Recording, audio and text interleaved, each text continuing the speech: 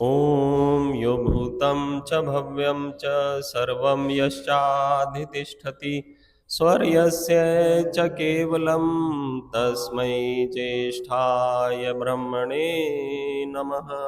उपस्थित माननीय मंत्री जी, उप प्रधान जी, आर्य सज्जनों, मातृशक्ति और प्यारे बच्चों, आज बड़े ही हर्ष का विषय है कि नवीन संवत्सर हम जो है मना रहे हैं।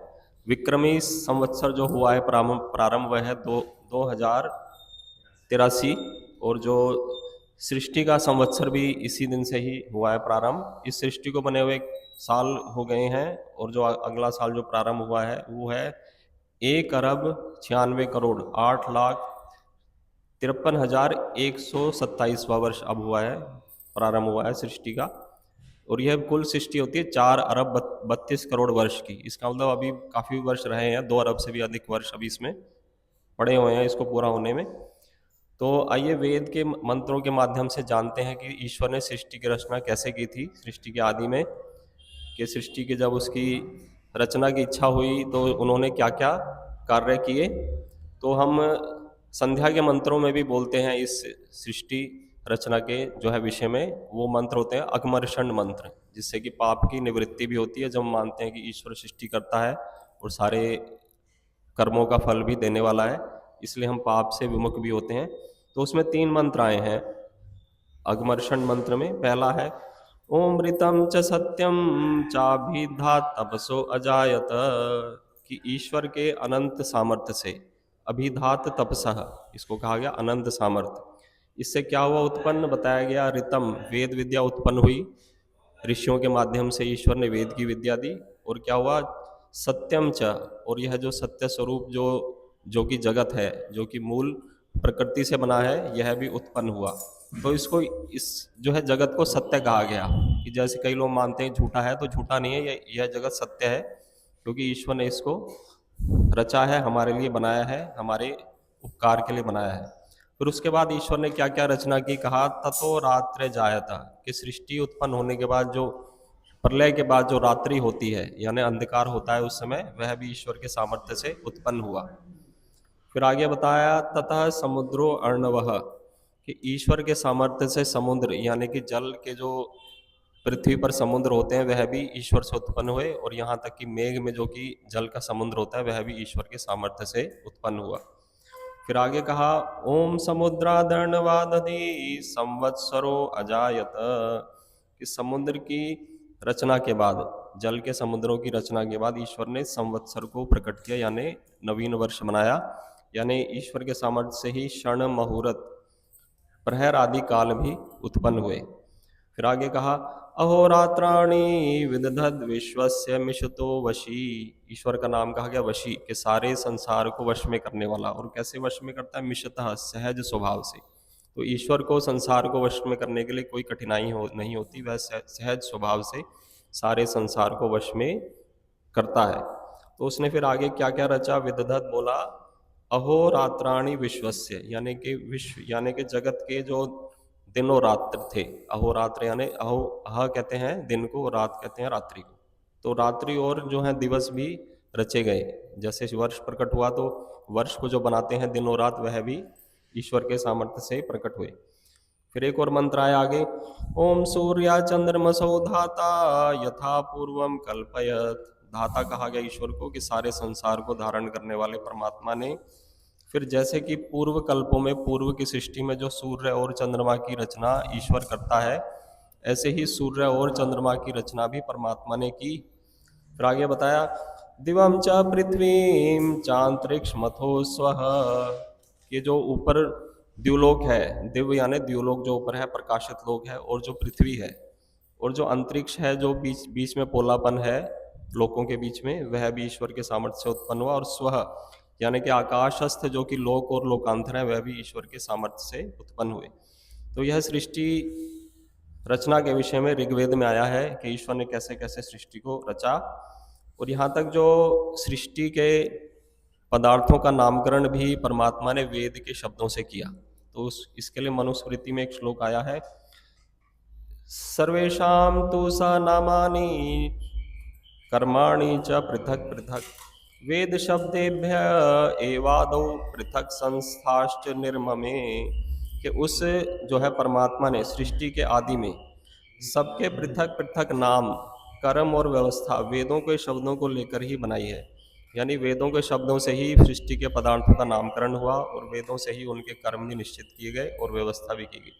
जैसे कि सूर्य और चंद्रमा का नाम, ये सब भी वेदों से ही आया है, वेदों में ही है। सूर्य कि सूर्य को सूर्य कहते हैं और चंद्रमा को चंद्रमा। और यहाँ तक सृष्टि कल्प के आद्य ऋषियों की वाणी, जो वेद की वाणी आई थी ऋषियों के माध्यम से, और उनके शब्दों के अनुसार ही वाच्य अर्थ का प्रादुर्भाव होता है। अर्थात उनके शब्दों को लेकर ही पदार्थों की परंपरा प्रचलित होती है। उसके अनुसार क्या है, यजुर्वेद में मासों के नाम भी कहे गए। तो कहा गया मधुश्च माधवश्च वासंतिका ऋतु, कि यजुर्वेद की इस श्रुति में आए हुए मधु तथा माधव शब्द को लेकर वसंत ऋतु के मासों के नाम भी पड़े। तो वसंत ऋतु के जो वैदिक नाम आते हैं, मासों के जो नाम आते हैं वसंत ऋतु में। वैसे अब जो मास चलते हैं वो है चैत्र और वैशाख, लेकिन पहले इनके नाम थे, वैदिक नाम थे। उनके नाम क्या थे, मधु और माधव। और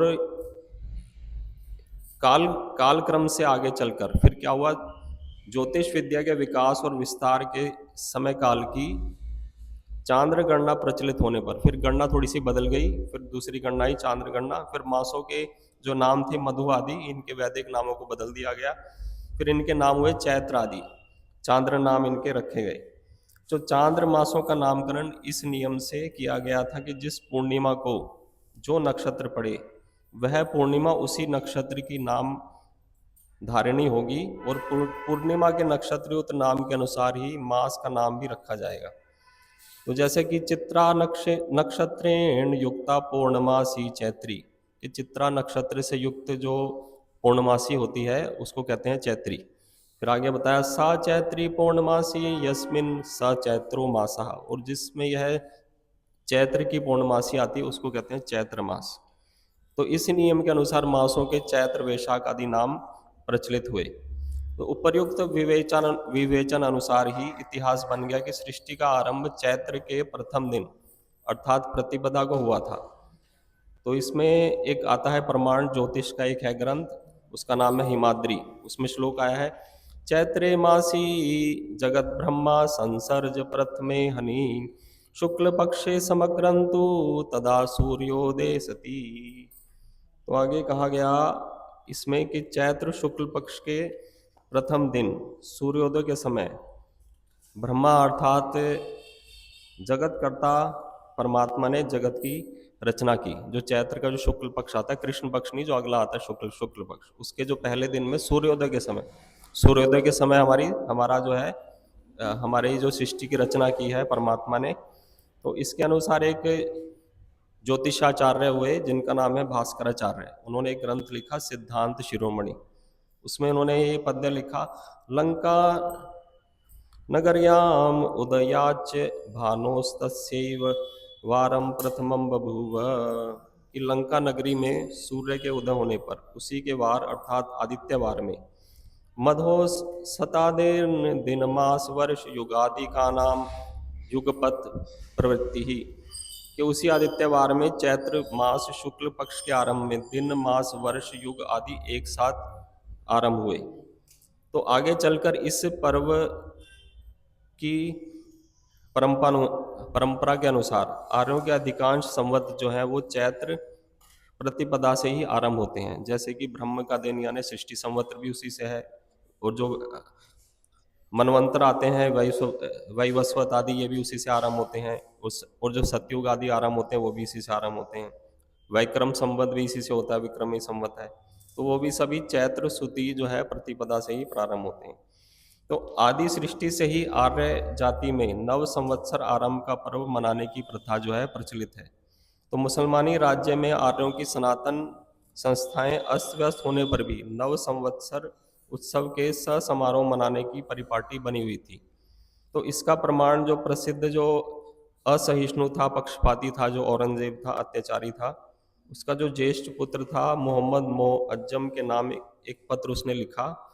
तो उसमें उसने लिखा, एक बात कही कि यह दिन जो है अग्नि पूजक जो जो पारसी लोग हैं इस दिन अग्नि की पूजा करते हैं, वो भी इसी को मानते हैं वैदिक धर्म को। वो भी यज्ञ आदि, जैसे हम अग्नि के अंदर आहुति डालते हैं, वो भी ऐसे ही अग्नि को प्रज्वलित करते हैं, तो वो भी वैदिक धर्म से ही आया है।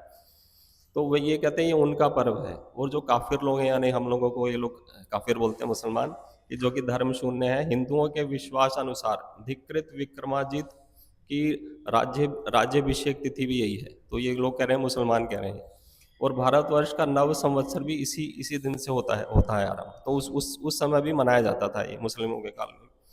तो अन्य जातियों में जहाँ इस अवसर पर केवल प्रसन्नता प्रदर्शन और रंगरलियां मनाने की रीति है, लेकिन हमारे यहाँ क्या है, जो आर्य जाति है उसमें आनंद अनुभव भी करते हैं और साथ साथ में यह जाति धर्म के अनुष्ठान भी करते हैं, दान भी करते हैं। तो इस उत्सव को मनाने की जो है परिपाटी है हमारे यहाँ पर, तो अच्छे अच्छे प्रकार से हमारे यहाँ मनाया जाता है यज्ञ के द्वारा। तो आइए, हम सब ने यज्ञ भी किया। ईश्वर से प्रार्थना है कि यह वर्ष आपके लिए मंगलमय हो, शुभ हो, और आप अच्छे अच्छे कर्म इस अगले जो आने वाले वर्ष में करें। इन्हीं शब्दों के साथ मैं अपनी वाणी को विराम देता हूँ। हमारे मध्य में किशन एक भजन सुनाएंगे। ओम।